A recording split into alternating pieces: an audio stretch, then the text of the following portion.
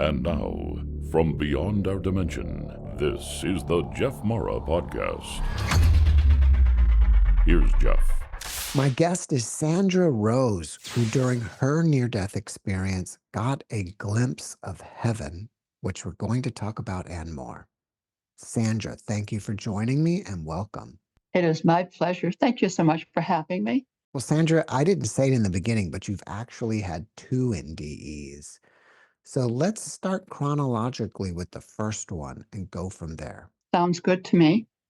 In 1952, when I was 7 years old, so it tells you how old I am, very young, there was a polio epidemic going across America, and 18,000 people died from polio that year. And I was a little girl. I remember lying in bed, and the family doctor came to the house, and I couldn't move. I didn't feel good. I felt terrible. I remember going to the emergency room. I remember being put on a stretcher and pushed down the hall very quickly. Open, he did an airway.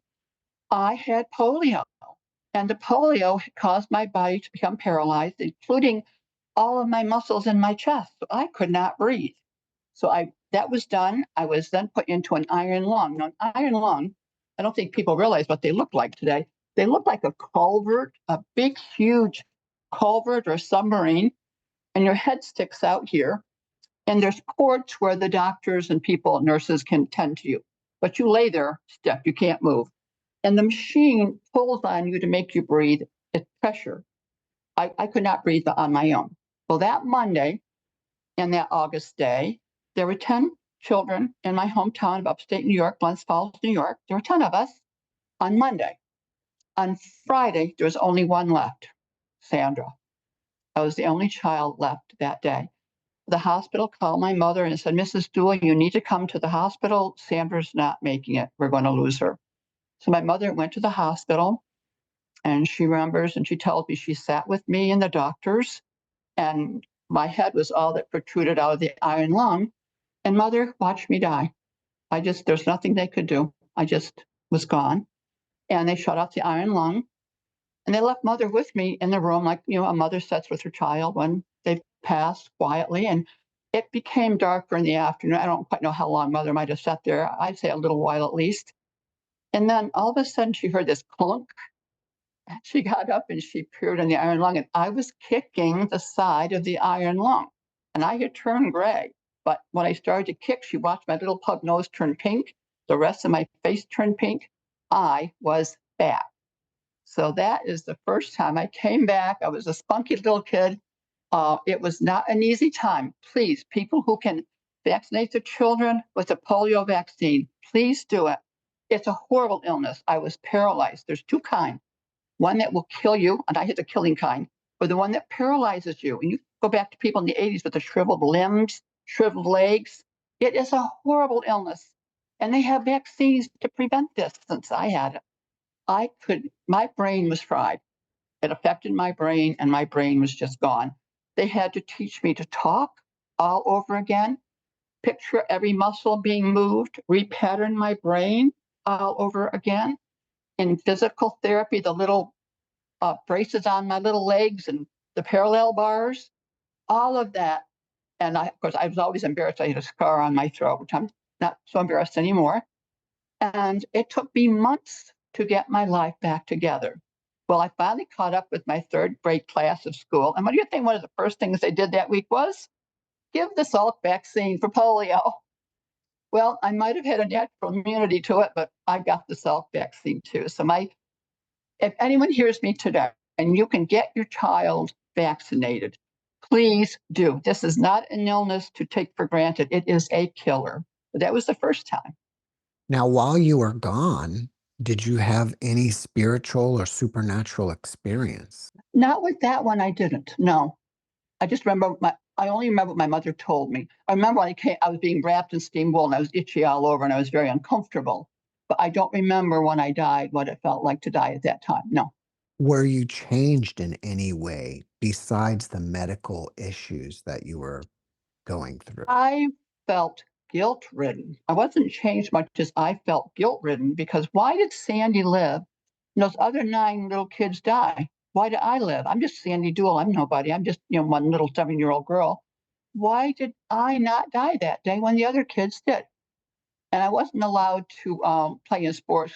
I had a weakened left leg, and I always felt embarrassed because then that put me aside. Once I realized I was 6 foot tall when I became 16, I'm a very good forward playing volleyball. So they finally go, let her play. She's okay. But no, I don't remember that at all. I remember the second one, but not the first one. No. All right, well, let's move forward to your second one. This one is colorful. It was 1976. I was a mother with children. I had 3 children. I had female problems, and I had a tumor the size of a walnut, quarter the size of a melon in my abdomen in less than a month's time. So the doctor said, you really need to have a hysterectomy. I was young, but I had my family. I said, okay, that's fine. I had the surgery. I felt wonderful after the surgery. And I remember walking, well, not walking, I waddled because my whole tummy was open. I waddled down the hall, and a nurse grabbed me by the shoulders and said, stand up, Sandy. I remember burning pain when she did that. Well, I waddled back to my bed, and I crawled into my bed, and I went to sleep. Well, it was now nighttime, so I woke up, and my roommate's television was flickering. TV used to flicker back in those days. The lights were off in the room, and my roommate was there. And I thought, oh gosh, I felt wet. Oh, I wet the bed. I was so embarrassed. I said, but they had a rigid IV board on my right arm, and the call button was over there. So I couldn't get to the call button. So I said to her, please turn on the light. Please call a nurse. I think I wet myself. Well, the light went on, and all I heard were her screams and my screams. All I saw was red. My bed was saturated. I was bleeding out. I was hemorrhaging out. I was gone. And I remember then lifting up off of my body.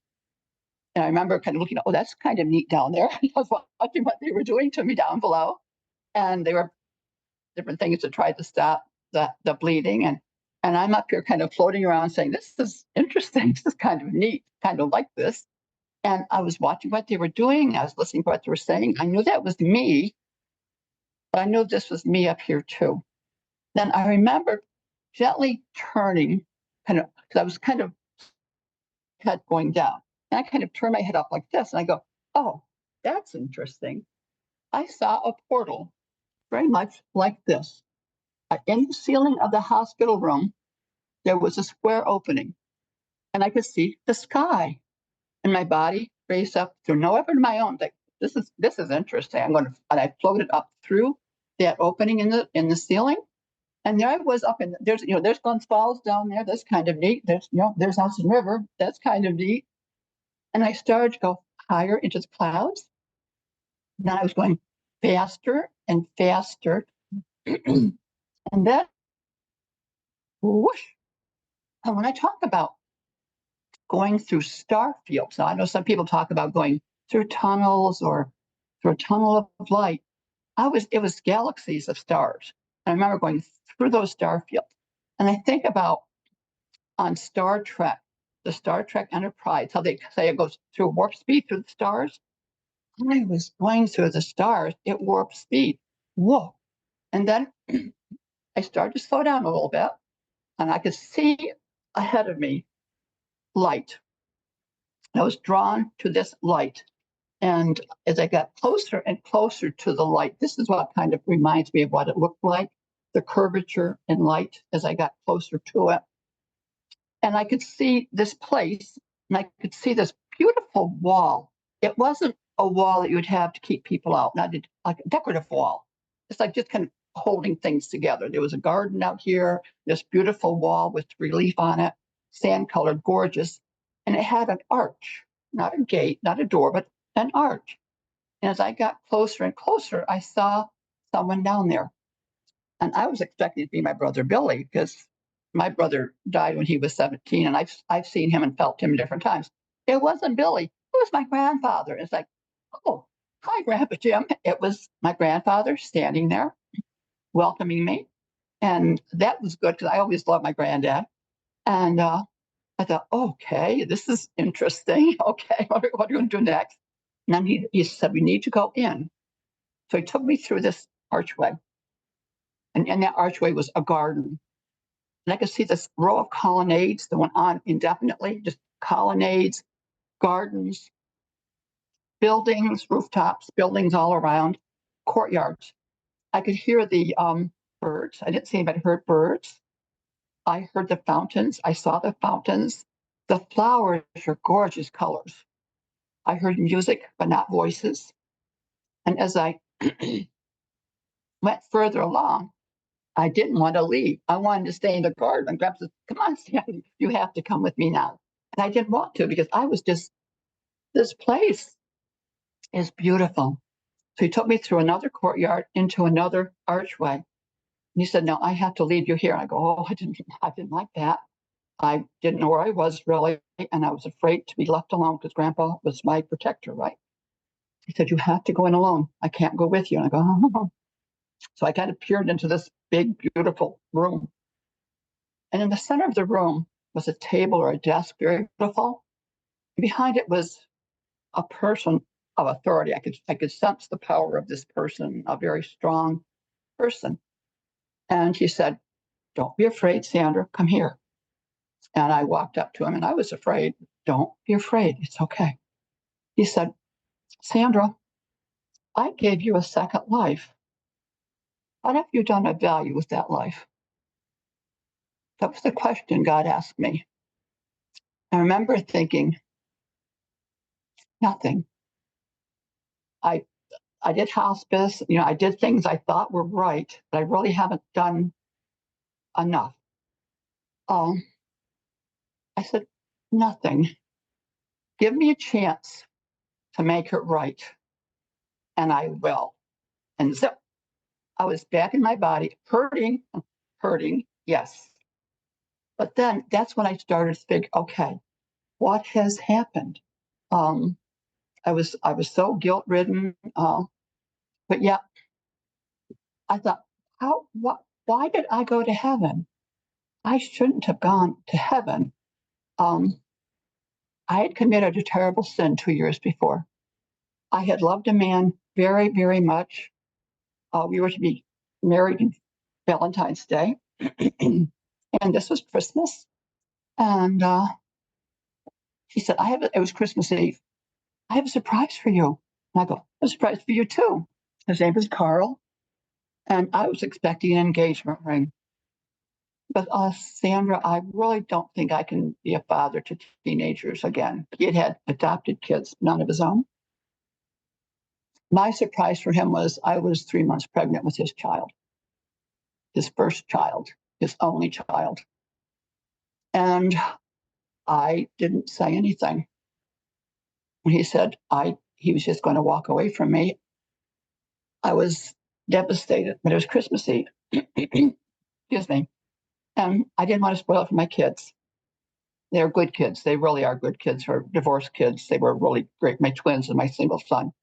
And so they opened their presents and we had a happy Christmas Eve. And Carl went home and I went to my bed and I cried and I cried and I cried and I cried. And that night was the worst night of my entire life. I felt dirty. I felt stupid. I felt wretched. My parents had disowned me because I had fallen in love with an older man. I really loved this man too. I did. He made me feel so good. He made me feel beautiful. He made me feel attractive. My husband prior had not made me feel that way at all. I was just I just can't live like this. What am I going to do with a baby? And I have my 3 children. What am I going to do? Enough pills to kill me. I took enough pills that should have killed me, but they didn't. They killed that baby that night. I miscarried that baby that night on Christmas Eve. And that was then talk about grief and shame and all these feelings that I was trying to deal with being a single mother to 3 kids that I loved very, very much. I said to myself, you really have to do something about this.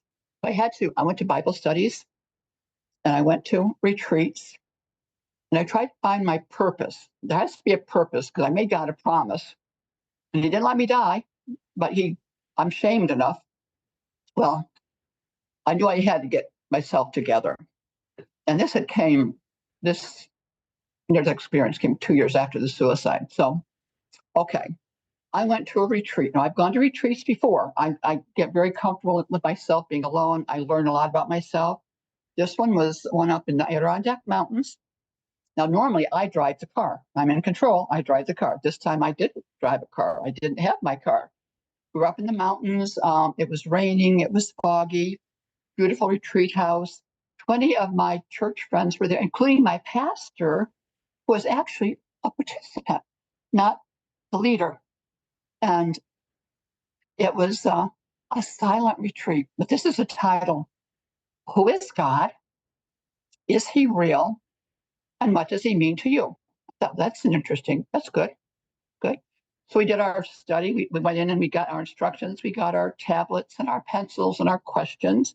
And then no conversation, even between husbands and wives. And at 8:00 tomorrow morning, we will meet, but do your assignments tomorrow morning, but no talking. So I said, I had brought no rain gear. I thought, this is just another fun retreat. This is going to be great, right? So my friends all went outside through the door. Well, I started out sitting in a nice soft chair and I started thinking, I don't feel right. This doesn't feel good. I'm getting uncomfortable. I'm hyperventilating. I don't want to be here. And when I get upset, I don't fight. I flee. I run. And all of a sudden, I could not be there. I got up and I ran out through those double doors into the rain as fast as my legs could take me out into the middle. The driveway was a circle around trees. And I ran out into the circle. I could see in the peripheral, my friends were around me in the rain gear. And all of a sudden, I stopped with my arms like this. Dear God, why am I here? Oops. I wasn't getting rained on, Jeff. I wasn't getting rained on. I was in a column of bright light that felt like a big, fluffy fleece blanket. I heard the words, do not be afraid. This is exactly where you are supposed to be. This is the beginning. It's okay, Sandra. I stayed there because it felt so good. I've never felt this good for a long time. I went back into my room, went to sleep. The next morning at 8:00, can you imagine what the people jumped on me saying, what happened? What happened? Well, I thought maybe I dreamt it. Was it really real? Because it was so real. Is it real? And so I said to Reverend Burgess, what did you see, Clayton? He goes, you were in a white light, Sandra. You glowed. You were beautiful.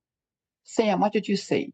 Ruth, did you hear any words? They heard no words, but they saw the light. They saw that the light followed me, so I did not get wet, even going back into the building. I never got wet. That was, to me, the most, how real can a validation be that you are where you're supposed to be? So that next Sunday was Easter Sunday. And Clayton said, would you please take the service tomorrow? I've never talked in public before. He said, go to the pulpit and say what happened here today. And I did. So that is the second one. When you are traveling through space, like in Star Trek, do you feel that heaven is in some place in the cosmos far from here? Or is it perhaps you were like traveling through dimensions or something? I think it's in the cosmos farther away. I went through the stars, and it makes a lot of sense because there are so many beautiful stars out there. But what I saw, I did a study with Dr. Lerner from the Beijing Institute of Science, and I'd never thought about spatial things before. She asked me questions about how wide was your narrow tunnel? Did it go this way? Did it go that way? When you were above your body, were you this way? And I never thought about those things. But when I went through that process with Dr. Lerner, I brought all these memories back. And I went through star fields, and it's out there. And I came back very quickly, but that's what I feel it is. It's out there. It's like on some distant planet out there. Yes. It was there was a roundness when I approached it in the light, like that picture that I found. It was as close to finding. It took me a long time to find the pictures that really show it. When I got there, when I first got closer, this is what heaven looked like when you first get a little bit closer. But that first archway, it was a curvature. The light was coming from the curvature, and in my mind, that's what I saw was a huge, huge curved place. You mentioned that it was kind of like a colonnade down there. Would you say it looked like ancient Greek or Roman architecture? Yes, it did, because I love columns, and I know when you see the different ruins in Greece, they have the columns and they're that beautiful sandstone. They weren't ornately carved; they were beautiful. They were rather plain, but they were beautiful, and they went forever. And the buildings seemed to have that around them. When you went into each courtyard, when you went into each of the archways, there was a column to the side too. So yes, it was very much that style of architecture. Yes. Did you see God or just hear his voice? I saw his face, and he is as I thought God might look like, an older man, but a loving face. He was in white. He had longer hair, grayish white hair. He had a beard. But as soon as he started to talk to me, and as soon as I saw his face, I was not afraid at all. And I know that I could have stayed in heaven that day if I wanted to, but I wanted to come back and see my children and to make that promise. And that's my life for the last 7 years, has been trying to fulfill that promise, to make a difference in the lives of other people here. How did you change spiritually after your second NDE? Substantially, I came back a gentler person, more loving, more psychically attuned to other people. I could sense sometimes their thoughts. I could sense if someone's not feeling well. Um, Sometimes I can actually feel when they're not feeling well. I came back with the gift of a healing hand for some people, which is to me amazing that this is a gift that was given to me.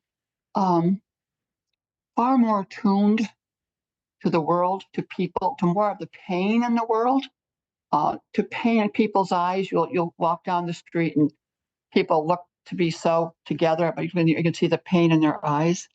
And I try to relieve that pain with a smile, or I talk about how to heal broken hearts. Or life is difficult here on earth, very difficult. And there's a lot of pain and hurting. I don't know if you mentioned this before we started or during the podcast, but you had said that we only die once. So are We you, usually only die once, so yeah. we're afraid. So what I do is, that's what I thought. When the last couple of years, I've had the honor of helping 7 people transition from this life to the next, and I literally hold them in my arms. And when I do a group talk, I actually go into the stories of the 3 different people, because it took 3 different ones of these. One was the lady. I knew it. I was going to a meeting with my boss. I was supposed to go to dinner with him and Bob. And I said, I've got to go. Caroline's not well. We have to leave right now. Now that's me sensing something 200 miles away. And the boss didn't like that. I got there, this wonderful lady who we knew was in her last moments, but she was struggling. So I walked into Caroline, and I could sense something was still wrong. And I looked over, and it was my brother and my husband were in the room. She's a lady. She didn't want the guys there. So I said, "Did you like the boys to leave?" And I mean, she was not with it, but she was with it. So I took this gorgeous woman and I kind of crawled in bed with her because she was in the fetal position. And I put her little head in the crook of my arm, and I reached around her and grabbed her daughter on the other side. So we were a circle, and I told her how loved she was and what to expect. Well, as they get to that point where their bodies, they get nervous. And every one of the people that I've helped, they kind of huff and puff because well, this is scary. They're a little afraid when it starts to happen. So I said, now this is what's going to happen. It's okay. This is the next step. Now Charles is on the other side. You're going to go through the stars, and Charles is waiting for you. It's okay. And as I held her and I made her comfortable again, I watched her pulse, and she did a breath, and one more breath, and a smile, and she was gone. She was gone. Another one, I was in my office. I managed a large apartment complex for senior citizens. You never leave that apartment with all those checks on your desk. I had to go to the hospital because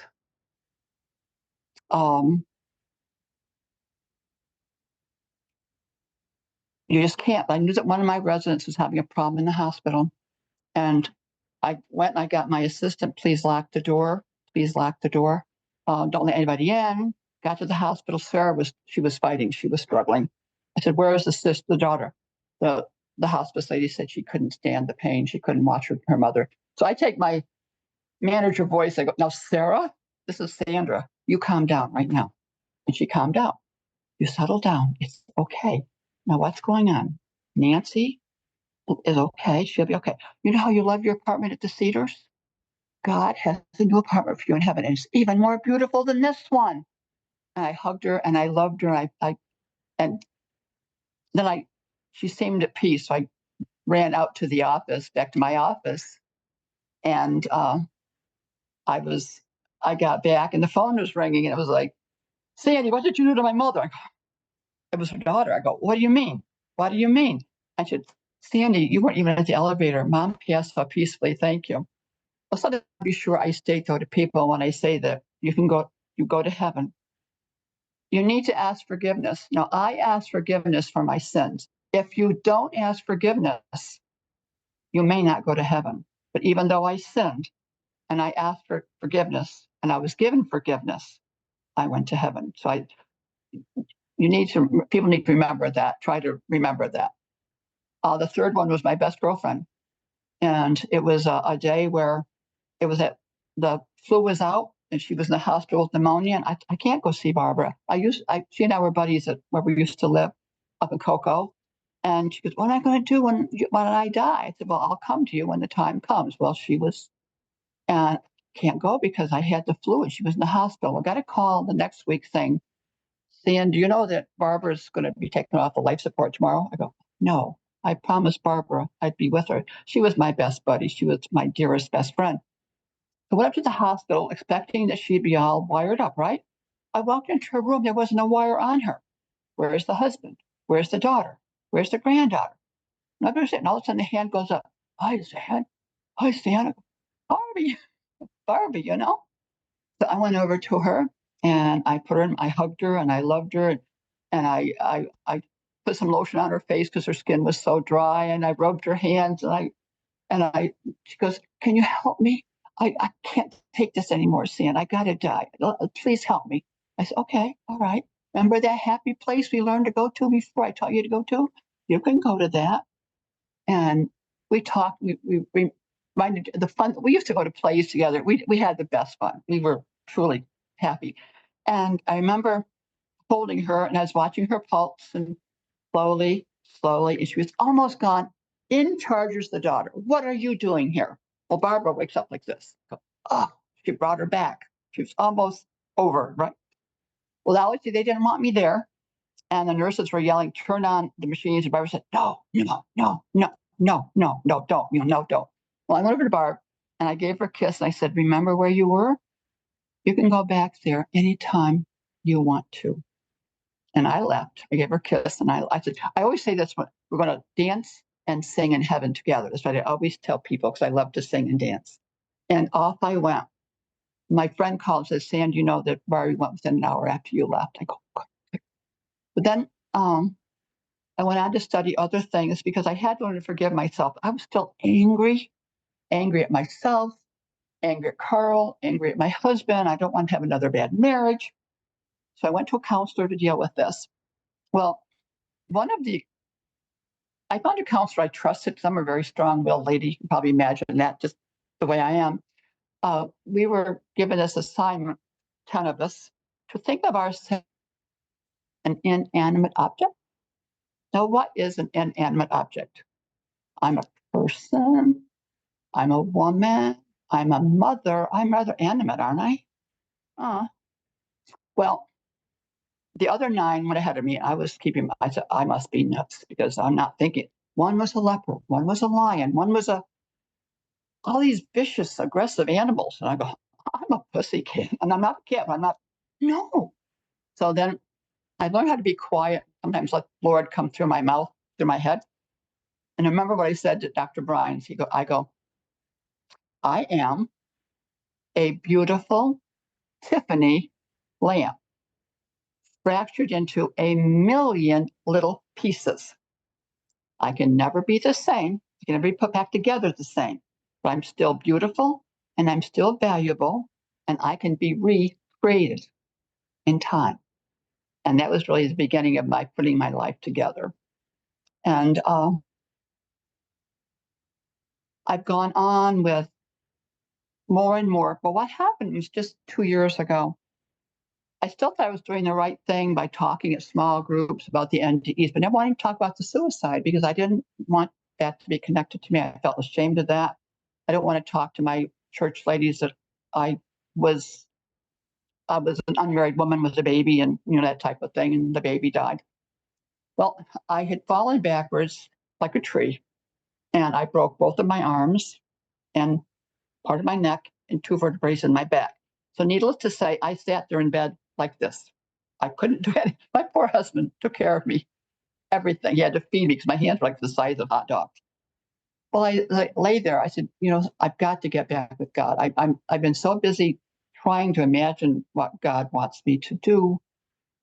I need to listen. And listening is not my best thing, but I needed to listen. And in that silence of that time, I heard, you've got to talk. You've got to go out and tell your story. But the whole story.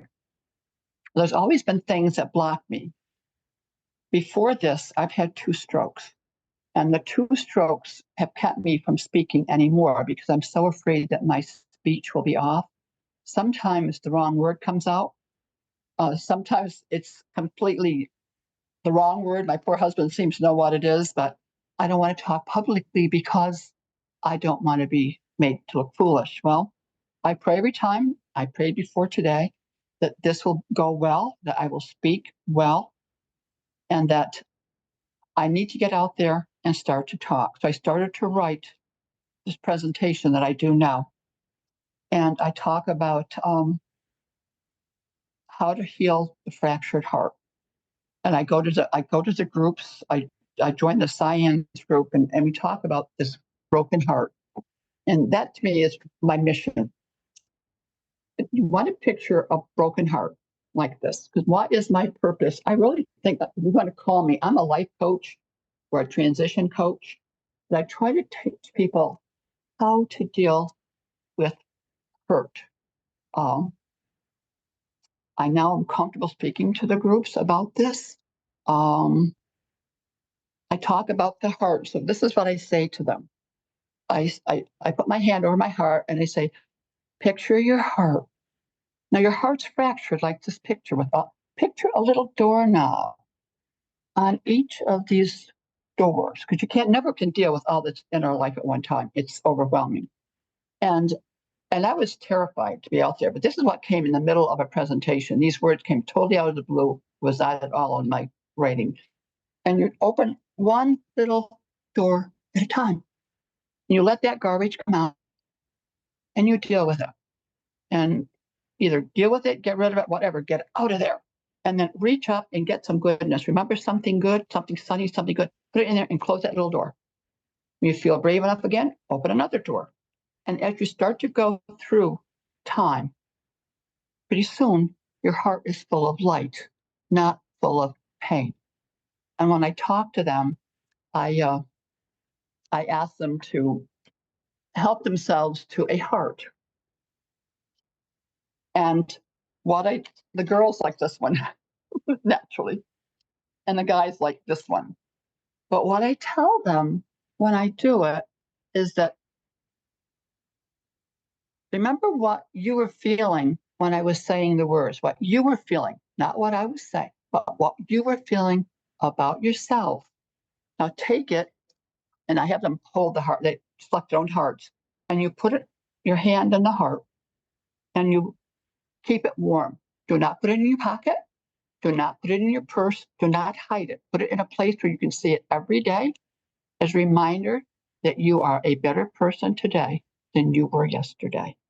And keep going back to that little heart and taking care of all those little doors. So I'm working on my mission, aren't I? Yes. Sandra, if you had a friend that was grieving over the loss of a loved one, what type of advice would you give? I would hold them. I would ask questions about them.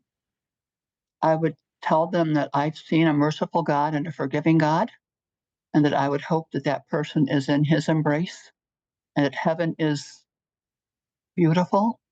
And that I've heard from other NDE people to go further than I, that you'll see your loved ones and you'll be with them, but that it doesn't hurt. The moment you die doesn't hurt. Once you're beyond your body, you don't hurt anymore. And you're whole.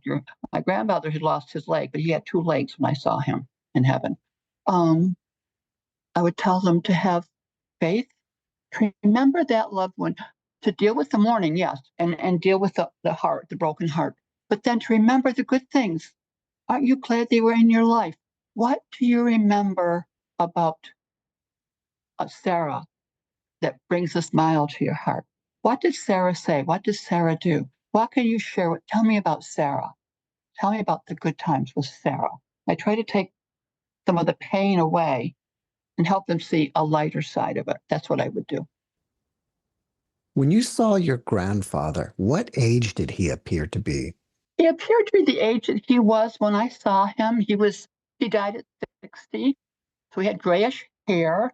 I was one of many grandchildren. I don't know why he liked me, but back in the early 1920s and 30s, there were these big, huge Belgian draft horses, and he worked in the woods and he worked in the mines with these horses. Well, when I went on there on Sundays, Grandpa would be bringing Major and Dan were the names of the horses in, and he would unhook them, and he let me take them down the lane to be watered. This little, at that time, a 10-year-old girl with these 2 huge horses that were his most valuable possessions in the world. And he let me take a half a mile down the road to water those horses. That doesn't surprise me. And none of my other cousins were allowed to touch those horses. And when I was a little girl growing up, I loved going up there because he would talk to me. He made me feel like I was the only one right there. And he had like 35 grandkids, so I was just one of many. But he talked to me. He looked at me when he talked to me. He listened to what I had to say. He would share his chocolates with me. He would go into his bedroom, pull out his little Whitman Sanford chocolates and say, Sandy, have that. I love being with my grandmother, so I would help do laundries. I'm a nut. I love to do laundry. As a kid, I helped iron my grandmother. They did ironings for doctors, white coats and things. I ran the mangle. I did the laundry. Grandma made the most delicious yeast rolls in the world and homemade pancakes. I love being with my grandparents. I'm one of the few grandchildren that spent any time with them. I never expected anything from them. I just wanted to give them love and be with them. Sandra, after watching this podcast, people may want to reach out to you and ask you questions. Are you open to that? Absolutely. They can reach me at Sandra.Rose.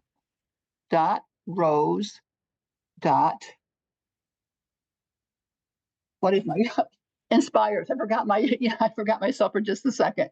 Sandra.Rose.inspires@gmail. And I do answer everyone. I've gotten quite a few inquiries from my first podcast, and I do answer the people and connect with them. Yes. Do you have anything that you're working on that you want people to know about? I'm just working on getting the word out there more now about the polio, because I'm realizing that my first podcast had 12,000 hits all over the world. So that means people that may not realize that polio is real. That's what I'm working on right now, is fine tuning this and getting more involved with my science group around. But I will follow wherever the Lord leads me. And right now this is where I'm supposed to be. Do you have a book? No, I don't. I do not have a book. People have asked me to write a book about other things. My life, you wouldn't believe my life. It's been the most enchanting life. I've had things in my life that no one should ever go through, and I've come through with flying colors. And I said, no. And so many other people have written. They've been in heaven longer than I was. I feel that My purpose is doing exactly what I'm doing, not writing a book. No. Before we finish up, can you leave us with one last positive message? Heaven is beautiful and God is real. And sin can be forgiven. Just all you have to do is ask for it and ask for help. When we get struggling, we can't see them, but we have people around us that are willing to help us. Ask for help. That's what I would say. Yes. Sandra, thank you for your message, and thank you for being my guest. My pleasure. Absolutely. I love your podcast. Been watching you. Very nice. Thank you so much for inviting me. Thank you. Thanks for watching the JeffMara podcast. I really appreciate you. Another way to show support is through YouTube memberships. And if you do, there are loyalty badges and other perks depending on your level of membership. All you need to do is click the join button underneath the video to find out more. Thank you for your support.